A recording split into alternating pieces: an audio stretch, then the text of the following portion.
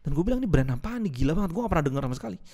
Dan di China sendiri itu luar biasa gila karena Xiaomi itu menerapkan sebuah sistem di mana dia nggak butuh iklan, dia nggak butuh ngapa-ngapain. Iklannya tuh dari orang-orang yang beli sama dia. Dan semuanya buy online, dia nggak ada jalur distribusi, dia cut semua jalur distribusinya.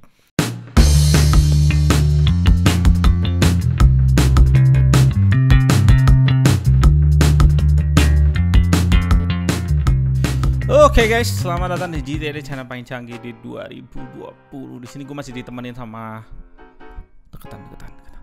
Ya, di sini gue masih ditemenin sama Agon, dan Agon ini pengen gue bandingin sama Xiaomi yang 27 inch.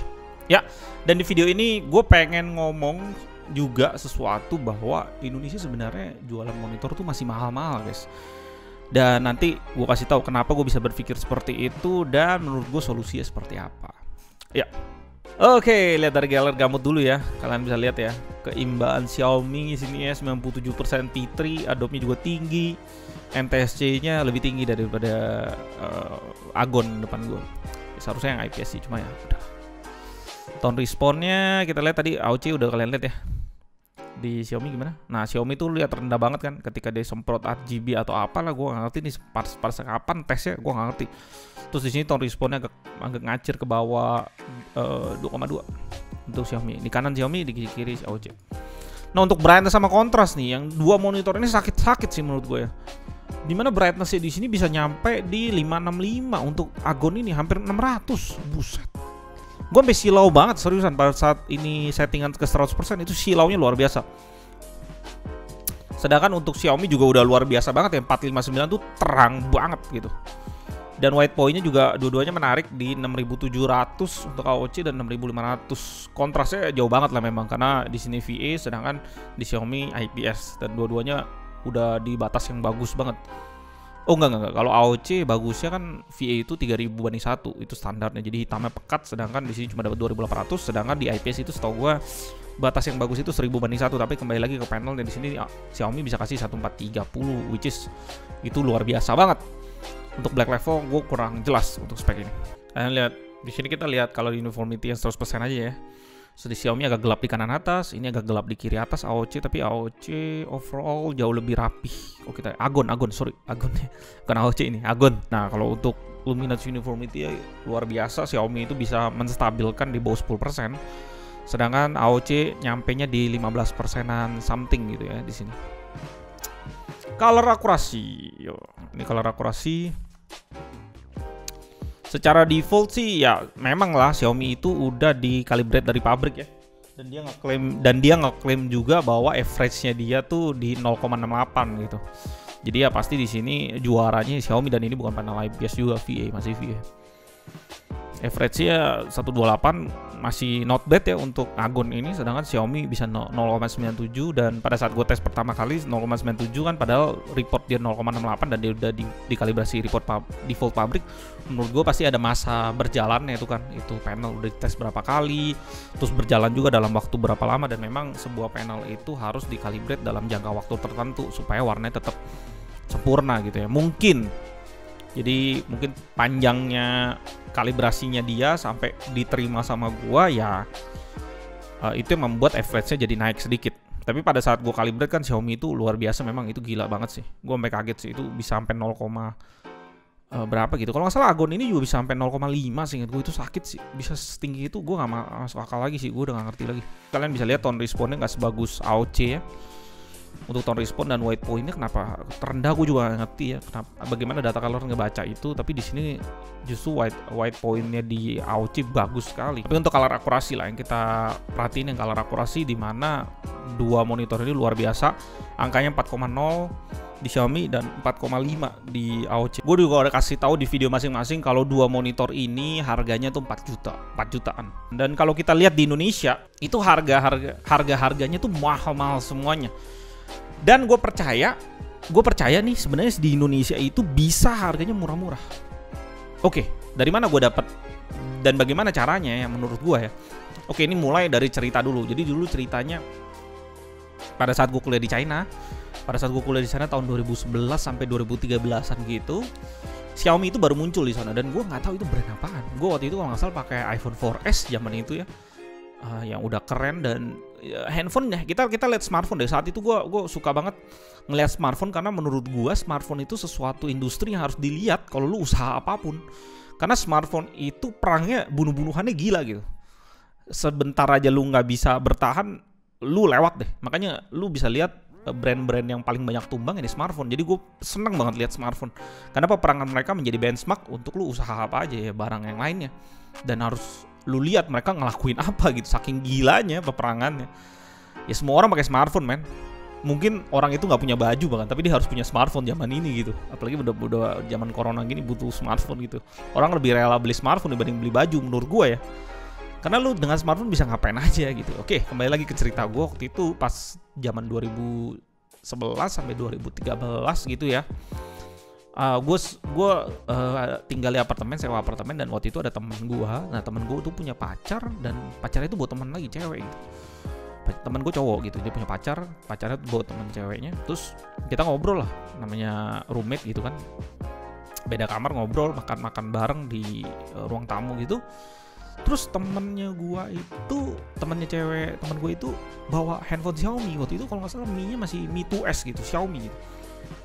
Jadi Xiaomi ini menurut gue patut untuk dilihat gitu, bener-bener brand ini patut untuk dilihat. Jadi waktu itu kalau nggak salah Xiaomi 2S atau apa, masih Mi, belum ada Redmi saat itu, belum ada Redmi Note, belum ada Redmi. Dan gue bilang gila ya, padahal handphone zaman itu yang kedengeran, bener-bener kedengeran cuma iPhone sama Samsung saat itu. Samsung itu merajai Android gitu, jadi Samsung itu benchmarknya Android gitu saat itu. Dan kalau nggak salah Samsung waktu itu masih Note 2. Iya masih Note 2, sekarang udah Note 20 men. Ya Note 11 lah kalau kita hitung generasi ya. Ya, dan gue bilang gila ya handphone kayak gini, dan waktu itu harganya gak masuk akal banget. 1, berapa gitu, 1,5 juta kalau gak salah saat itu ya. Dan gue bilang ini brand apaan nih, gila banget, gue gak pernah dengar sama sekali. Dan di China sendiri itu luar biasa gila, karena Xiaomi itu menerapkan sebuah sistem di mana dia nggak butuh iklan, dia nggak butuh ngapa-ngapain. Iklannya tuh dari orang-orang yang beli sama dia, dan semuanya buy online. Dia nggak ada jalur distribusi, dia cut semua jalur distribusinya. Dan kalau kalian lihat di Indonesia nih, dan sebenarnya di Indonesia e-commerce itu baru meledak sekitar tahun 2015-an kan.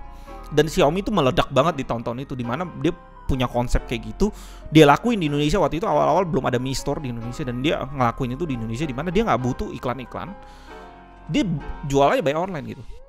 Dan sebenarnya cara itu gue udah lihat di China sekitar tahun-tahun 2013, enggak 2015-an kalau nggak salah. Di sono e-commerce lebih gila lagi daripada Indonesia, dan semua brand pabrik, apalagi di sana kan produksi semua ya, pabrik-pabrik itu produksi langsung jual ke customer, dan itu gila banget harganya. Dan apalagi di tahun 2020 ini, di mana semua berubah, handphone udah makin canggih, Android makin canggih, semuanya berubah. Dan kalian lihatlah beberapa gua review monitor yang kita dapat dari subscriber kita, gue selalu ambil patokan di JD.com. Gue kasih contoh lagi di JD.com, kita buka lah JD.com.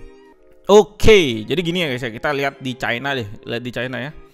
Ini gue buka di China, dan gue ketik aja monitor gitu ya, Mandarinnya monitor itu di atas. Habis itu gue filter by penjualan di sini. Yang itu artinya by penjualan, filternya kalian juga bisa lakuin ini di e-commerce manapun, filter aja by penjualan. Dan di sini yang nomor satu di sini kayak promosi yang paling atas ya. Ini ada Lenovo apa gitu, gue nggak tahu lah. Ya jadi nomor satunya di sini bukan 24G2 ya. Sedangkan 24G2 gue bilang waktu itu ranking 1 ya. Mungkin Xiaomi waktu itu lagi habis. Di sini Xiaomi 24 inch. Kalian lihat ya, 24 inch IPS harga 699. Kita ambil kurs aja, itu cuma 1,4 juta. Dapat kualitas kayak Xiaomi ini yang kakinya bagus nih, bukan Xiaomi yang kakinya biasa aja. Xiaomi yang kakinya biasa aja cuma 1, berapa gitu. Nih 1,2 juta 24 inch. Dan gila banget kan. Dan ini kalau kalian lihat nih, yang jual nih ini Xiaomi Qingtong apa nih?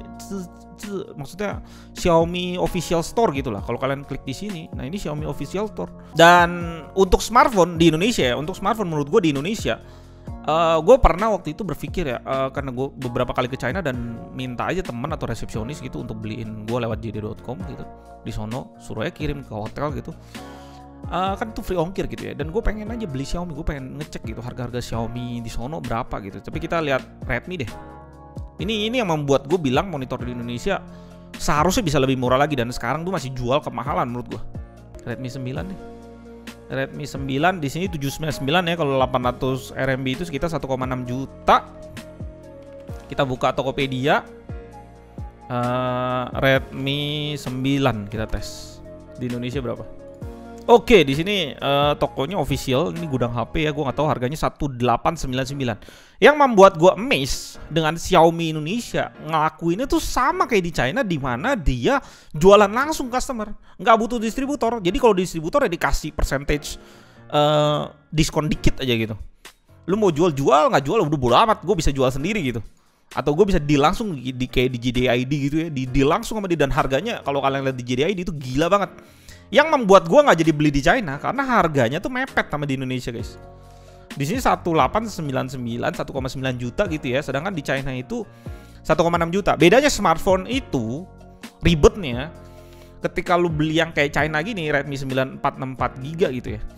Lu harus nge-flash dia punya ROM. Ribet kan, kerjaannya ribet, 200 cuma beda sekitar 200-300 ribu. Mendingan gue beli resmi, udah dari cover garansi, udah murah segala macam gitu ya. Tapi kan itu smartphone, ongkos kirim entah dia hitung berat atau dia hitung ukuran kan murah gitu. Ya lu lihat lah sekarang seperti yang kemarin gue lakuin deh, monitor deh. Yang mana monitor? Kita balik lagi ke monitor ya. Brand ini udah filter by penjualan. Kita lihat brand yang ada di ranking top ya. Jangan lihat yang ini Lenovo ini, jangan dilihat nih. Ini mungkin promo kenapa bisa ada di sini, gue nggak ngerti deh. Kita lihat yang ini aja deh, Xiaomi ini nih. Nomor 1 Xiaomi, nomor 2 AOC, nomor 3 AOC lagi. Kalian bisa lihat nih brand-brand itu di sana semuanya jual langsung guys. Jadi kalau lu buka di sini AOC, ya dia jual sendiri. Ini AOC punya toko, ini toko punya sendiri gitu. Kagak ada distributornya yang pegang. Indonesia tadi masih di distributor untuk Xiaomi. Tapi itu harganya juga udah dipepetin gila-gilaan banget. Nah, di sini AOC nih. Makanya agon-agonnya gila-gila sekali harganya, kalian bisa lihat deh. Sedangkan lu lihat di Indonesia ya, harganya tuh gede-gede banget karena ada untung dari distributornya. Ada untung buat distributor, sedangkan di sini cut abis. Semuanya langsung sama customer. Kalian lihat ya, brand-brand yang gila ya, yang punya pabrik di China tentunya ya. Ini yang gila ya, Dell aja baru masuk di sini ya. Di sini bahkan ada merek ini TV deh, enggak. AOC lagi, berikutnya kita lihat Redmi lagi, AOC. Nah, pokoknya di sini kalian bisa lihat nih. Terutama monitor-monitor mahal ini Dell, habis itu kita dapat apa lagi nih, Philips. Kalau gue lihat sih mungkin monitor-monitor yang di bawah 2 juta harga di Indonesia udah bagus. Tapi kalau yang di atas itu ya kita lihat kayak Xiaomi, kita lihat yang kemarin Xiaomi 27 inch ya. Itu harga di sono 4 juta. Sedangkan di Indonesia LG segala macam masih harga 6-7 juta dengan spek kayak gitu, belum dikalibrasi pula. Dan memang gue rasa Indonesia butuh satu brand yang masuk seperti Xiaomi kayak di smartphone, dimana dia cutting semua distributornya. Distributor mau untung banyak nggak bisa, dia bisa jualan sendiri, dia pasang di JDID misalkan atau Tokopedia, dia langsung deal sama mereka semua, pasang harga gila, udah habis deh, habis bener-bener brand-brand yang lain. Dan di sini kalau kalian perhatiin ini dikuasain banget sama AOC, ini ada Asus juga. Dan gue bahkan nggak ngelihat LG, dan gue nggak tahu LG kenapa di sono biasa. Oh, ini ada nih LG 27 inch. LG 27 inch 4K 27 UL 550, harganya cuma 3,6 juta. Di Indonesia 5,6 juta men.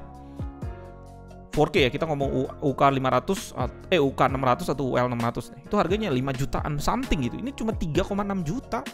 Bener-bener layer di Indonesia itu terlalu banyak, layer distributor di Indonesia itu terlalu banyak.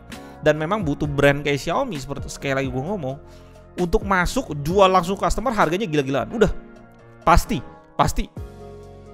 gawat. Brand-brand yang lain baru terpaksa berubah. Kenapa gue bisa bilang kayak gitu?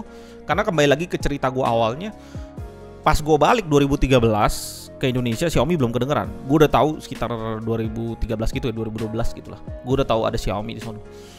Dan e-commerce meledak di 2015. Xiaomi itu kayak mulai masuk. Gue pernah beli Redmi Note 2, gue pernah beli Redmi Note 4, gue beli juga Redmi Note 7 terakhir. Dan kalau kalian lihat, kalian perhatiin nih brand smartphone Samsung gitu ya. Kalian perhatiin, dulu Samsung itu kayak ngeluarin tipe J, tipe A, dan itu mahal-mahal banget. Kalau lu bandingin sama Xiaomi, bener-bener mahal banget tuh brand Samsung tuh. Gue gak ngerti dia jualannya kayak gimana. Dan gue ngerasa gila ya orang-orang yang beli waktu itu. Teman-teman gue ada yang beli Samsung gitu ya, mereka nggak mau beli Xiaomi karena menurut dia brand China segala macam aneh. Ada beberapa teman gue yang mereka beli Samsung dan tipe A waktu itu. Gue bilang, gila itu Samsung jualan body banget, harga 5 jutaan. Kualitas nggak lebih baik daripada Xiaomi yang harga 2 jutaan. Gue nggak ngerti ya, maksudnya jeroannya tuh nggak lebih baik daripada Xiaomi harga 2 jutaan. Cuma mungkin Xiaomi plastik waktu itu, Samsung kalau salah tipe A-nya waktu itu udah kaca atau apa gitu. Pokoknya gue nggak ngerti. Nggak lama setelah itu Xiaomi kayak merajai dan sebuah barang handphone itu bisa goib di pasaran. Itu gila sih. Lu tau gak orang bisa produksi handphone itu berapa banyak, apalagi brand China gitu. Masuk ke Indonesia produksi handphone berapa banyak. Kalau bisa goib sih, itu berarti orang yang beli itu handphone gila banget. Dan entah gimana ceritanya, Samsung yang tadinya jual-jual mahal tiba-tiba keluarin seri yang murahnya kan, ada A10, A20, A30 sampai A50, sampai sekarang ada 51, 71. Dia harus merelakan untuk perang di segmen itu. Jadi kalau sekarang gue lihat di pasaran tuh Xiaomi itu udah deh di bawah 2 juta lu nggak bisa lawan. Redmi Note gitu 2 jutaan itu lu nggak bisa lawan nih. Spek kayak gitu lu nggak bisa lawan di brand lain. Samsung itu ada di kelas 3 jutaan dengan spek yang gue rasa nggak ngeri-ngeri amat. Dan dia harus perang di situ. Dan lu lihat deh, keuntungan Samsung yang paling gede menurut gue nih pada saat gue lihat pasar smartphone ya, keuntungan Samsung yang paling gede sekarang cuma ada di Galaxy Fold sama handphone-handphone yang gede-gedenya dia, misalkan S20 atau Note 20 sekarang yang dia jor-joran, marketingnya jor-joran, untungnya jor-joran. Dan kalau lu sadarin pasar di Indonesia ya, Samsung itu cepet banget launching di Indonesia karena orang tuh kayak, wih gila Samsung luar biasa deh, hebat banget gitu. Orang udah kayak keiket banget sama brand Samsung. Walaupun gua nggak bilang handphonenya jelek gitu, handphonenya ya bagus banget untuk harga puluhan juta, belasan juta. Tapi kalau lu sadarin handphone Samsung itu ketika itu ngelewat setahun aja, harganya drop jauh banget. Kenapa? Karena pada saat dia launching, dana marketingnya masuk ke harga brandnya. Harga brand yang dibayar oleh pembeli-pembeli pertama di tahun itu. Misalkan sekarang kan Note 20 atau Note 20 Ultra gitu ya. Dia masukin semua dana marketing, misalkan lu beli gitu berarti lu bayar marketing 2 juta gitu. Tahun depan 2 juta itu kan hilang. Dia mesti marketingin di handphone yang baru gitu. Nah, jadi handphone yang S20 Ultra, jadi S30 Ultra dia iklan, S20 Ultranya jatuh banget harganya. Dan itu selalu terjadi setiap tahun. Sedangkan Xiaomi ya kagak ada iklannya. Ya lu nggak usah bayar untuk bayar biaya iklan itu, dia kan nggak masukin ke harganya. Ya udah, iklannya dari orang-orang yang beli aja dan dari online aja, dari review aja. Dan itu yang membuat dia menang di pasar di bawahnya, di pasar yang budget phone gitu, budget price to performance-nya bagus. Itu adalah sepak terjangnya Xiaomi dan kita tahu dia menguasai pasar. Bukan hanya Xiaomi sih, ada juga kayak Oppo, Vivo, tapi tetap aja performance mereka nggak sekuat Xiaomi tanpa marketing. Oppo, Vivo itu kan mainin marketing artis. Kalau kalian lihat, artis banyak banget di marketing di dua brand itu yang masuk lagi ke harga barangnya. Sedangkan Xiaomi itu kagak ada marketing. Gue lihat, gue nonton YouTube selama ini kayak nggak ada marketing dari Xiaomi gitu, kecuali cuma kemarin pas ulang tahun aja dia pasang di YouTube, itu pun marketing promo, bukan marketing handphone gitu. Dan itulah memang butuh monitor pun seperti itu guys. Monitor pun menurutku butuh sebuah brand yang kayak Xiaomi untuk nunjukin bahwa harga monitor yang sebagus itu nggak perlu mahal. Ya bayangin aja kayak brand kayak AOC ini, Agon, yang sebenarnya menurut gue AOC juga bisa menjadi salah satu kandidat seperti yang gue ngomong Xiaomi kayak gitu. Dimana dia bisa mendobrak pasar, contoh lah kayak 24G2-nya ya. 24G2 di sini di China berapa duit nih? Gue udah kasih tau juga 2150, berarti sekitar 2,3 jutaan lah ya. Di Indonesia 2,8, itu pun masih oke gitu ya. Ya dia bisa jual lebih murah sih kalau dia mau perang lagi. Ini itu yang dibutuhkan untuk nunjukin ke brand-brand yang gede yang jual mahal selama ini. Nunjukin bahwa lu nggak bisa dong jual barang-barang mahal kayak gitu. Dan bedanya gini guys, bedanya ya, smartphone kenapa gue bilang benchmarknya smartphone. Smartphone itu banyak hal yang bisa lu lakuin. Dari kameranya lu bisa berdebat sama gue, bang nggak bisa Xiaomi itu murah karena ininya, kameranya fungsinya segala macam. Lu bisa berdebat tentang kamera, lu bisa berdebat tentang panel, layar segala macam. Tapi kan di monitor nggak kayak gitu guys. Ya di monitor ya cuma monitor aja gitu, dia cuma sebagai secondary menurut gue. Secondary produk yang pertama, misalnya yang pertama itu ada laptop, ada handphone, ada Android box mungkin. Itu first produknya. Dan lu butuh monitor untuk melengkapi kenikmatan, untuk menikmati kenikmatan yang diberikan dari first produk lu. Kayak laptop itu butuh lu colok ke monitor. Dan monitor kan gak ada bedanya. Lu mau monitor harga 10 juta ya fungsinya tetap sama, ngedisplay sesuatu dari something gitu.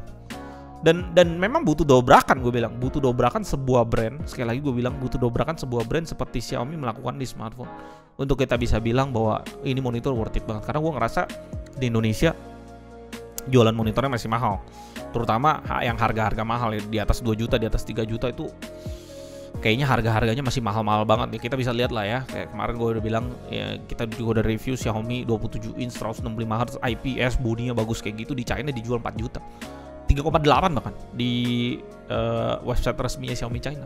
3,8 juta di Indonesia cuma dapat IPS Full HD. Kita ngomong kayak LG deh atau AOC yang 2732 gitu. Itu cuma dapat kayak gitu. Sedangkan di sono udah dapetin 1440p 165 Hz dan udah dikalibrasi. Sakit nggak? Sakit menurut gue sih. Ya gue tau lah, pasti ada ongkos kirim cukup mahal, pasti ada pajak yang harus dibayar. Tapi ya nggak segede itu juga perbedaan jauhnya gitu. Di satu sisi di Indonesia lu cuma dapat Full HD, di luar negeri lu dapat 1440p, itu beda dunia men. Tapi di harga yang kalau lihat di negara mereka sama, di Indonesia tuh lu cuma dapat Full HD. Ya memang butuh dobrakan, dan gue sih berharap dua brand itu lah ya, AOC dan Xiaomi, terutama Xiaomi lah. Karena dia udah ngelakuin itu di smartphone, dan smartphone jadi nggak worth it. Walaupun lu pergi ke China, lu beli tuh smartphone-nya di sana, jadi nggak worth it kalau lu liatin harga yang di Indonesia. Buset, tuh harga murah-murah banget gitu.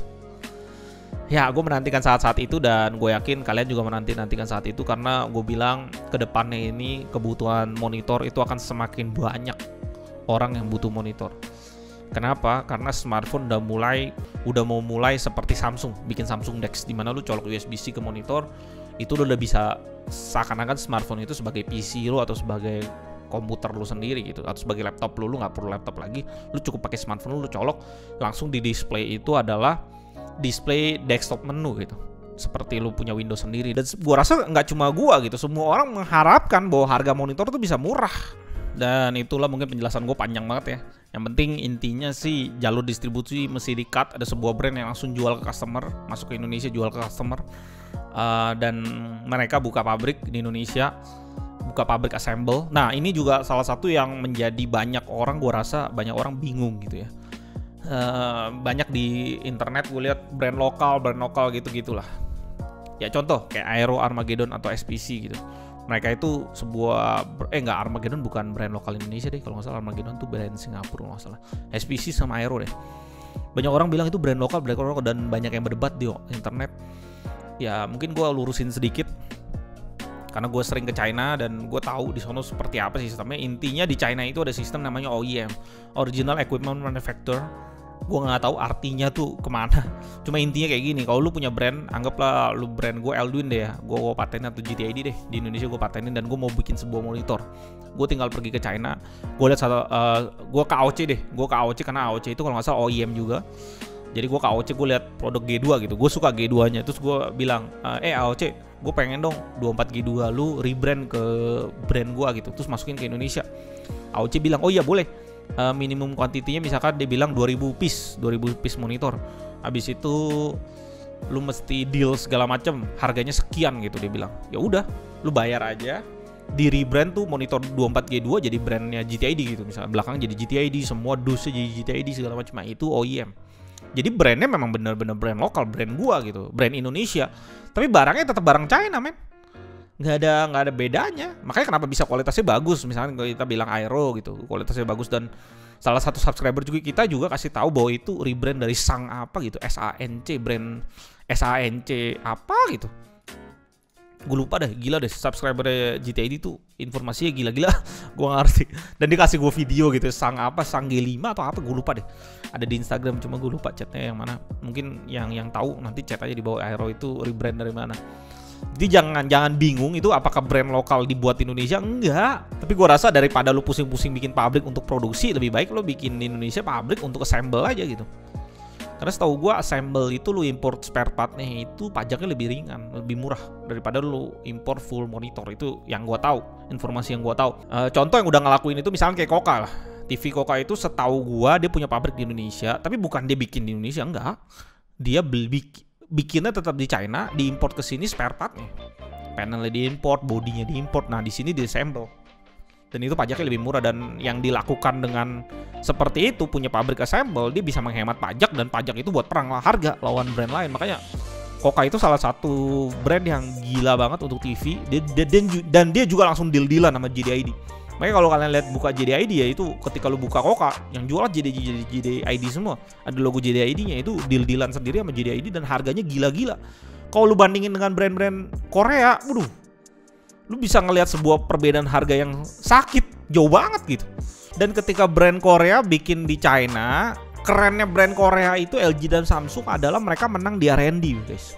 Mereka research and development-nya gila. Sedangkan menangnya di China, mereka menggunakan research and development-nya LG dan Samsung, bayar lisensinya, bikin murahnya. Itu jagonya China. Makanya brand-brand China ngeri-ngeri.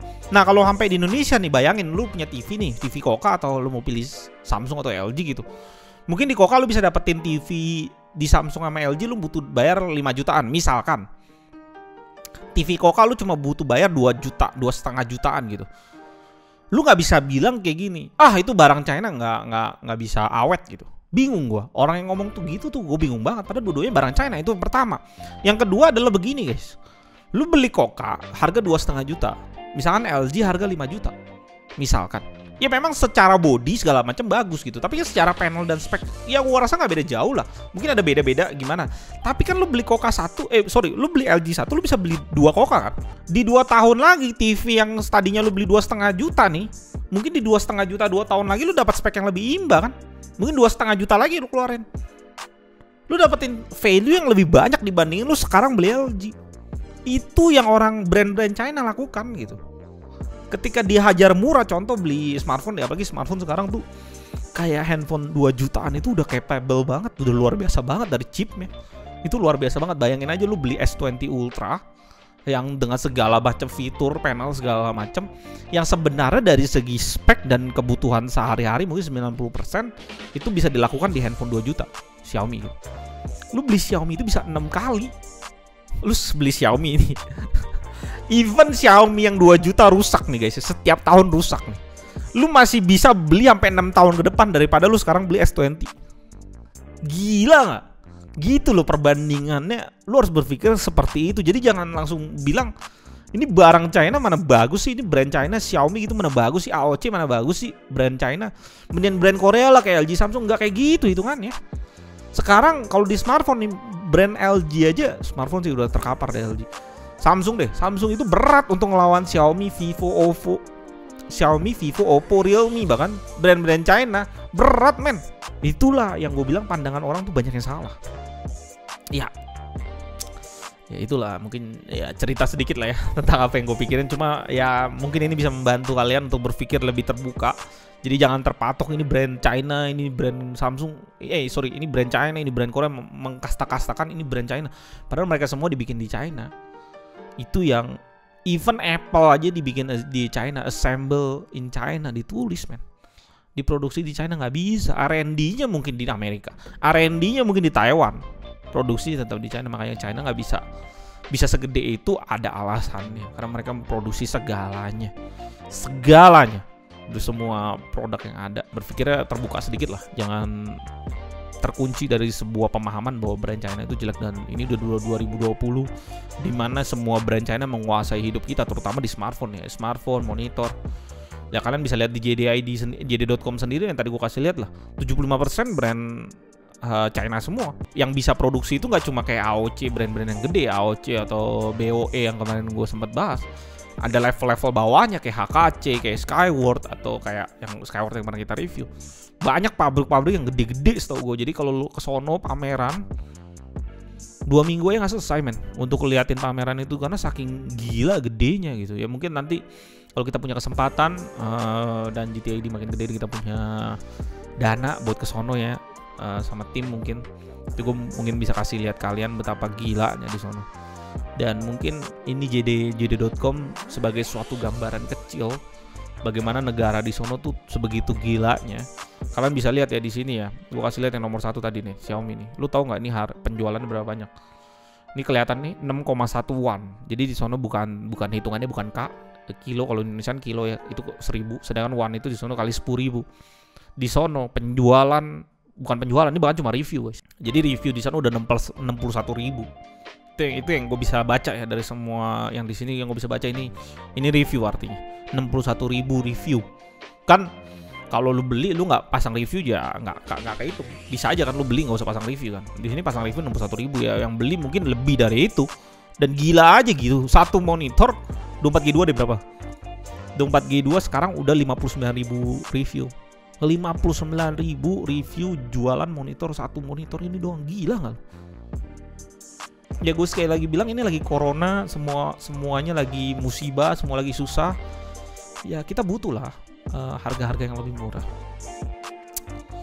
Ya gue nggak tahu sih kapan, tapi gue harap di 2021 ada yang sadar dan mendobrak pasar Indonesia, mengkat jalur distribusi yang banyak, diskon yang banyak. Dan kita pasti menantikan itu. Kita juga seneng, dan gue lihat dari komen-komen kalian ya sampai bertanya gitu, bang kapan ya monitor di Indonesia bisa murah gitu ya. Jangan ngomong murah deh ya, murah terlalu general banget. Kapan ya monitor di Indonesia harganya bisa mendekati di China gitu, seperti yang ada di JD.com yang abang selama ini kasih lihat gitu. Sampai ada orang yang ngomong kayak gitu. Dan gue rasa kebutuhannya tuh ada, dan gue berharap aja ya ada brand-brand yang mendobrak gaya jualannya mereka yang selama ini banyak jalur distribusinya gitu. Ya, semoga dari perbincangan ini banyak kalian yang bisa terbuka pikirannya, apalagi tentang OEM, tentang monitor secara keseluruhan, tentang bagaimana di China jualan seperti apa. Dan thank you banget buat kalian semua yang udah support GTID selama ini. Gua nggak bisa ngomong apa-apa selain terima kasih. Kita udah mau nyampai 30.000 subs dengan waktu yang menurut gua keren banget, cepet buat gue ya. Dan thank you banget yang udah support GTID selama ini. Kita bisa giveaway monitor, kita bisa giveaway barang-barang yang gue nggak pernah pikirin sebelumnya. Bahkan dulu kayak 1000 subscriber tuh susah banget, kayak butuh 9 bulanan kalau nggak salah, di 2019 April sampai 2019 Desember itu gue baru 1000 subscriber waktu itu. Dan mungkin gue thank you banget untuk SPC yang pertama kali mau giveaway kita monitor. Gue lupa monitor apa yang 1000 subs GTID waktu itu, dan itu membuka peluang sampai hari ini bisa ada giveaway lainnya. Dan gue bilang, oh, thank you banget buat semuanya, thank you buat SPC juga ya. Gue mesti shout out, karena itu brand pertama yang membuat GTID dilihat gitu. Oh, buat ada giveaway monitor, dan terutama buat AOC lah ya, gue rasa, karena di channel ini salah satu view tergedenya ya AOC. Xiaomi juga udah mulai ngejar, terus GTID top 10 itu juga ada AOC di situ nomor 1. Thank you banget juga buat AOC walaupun gak disponsor waktu itu. Tapi G2E5 bisa gue, ya itu luar biasa banget. Dan thank you banget yang udah komen setiap hari, like, subscribe, dan nyalain tombol lonceng. Itu gak bisa gue ungkapin rasa terima kasih gue, karena cuma itu yang bisa gue lakuin sih. Cuma itu yang bisa gue lakuin ke kalian, karena gue amazing aja sama community ini. Ya, gue Eldon dari GTID. Sampai jumpa di video berikutnya, dan tetap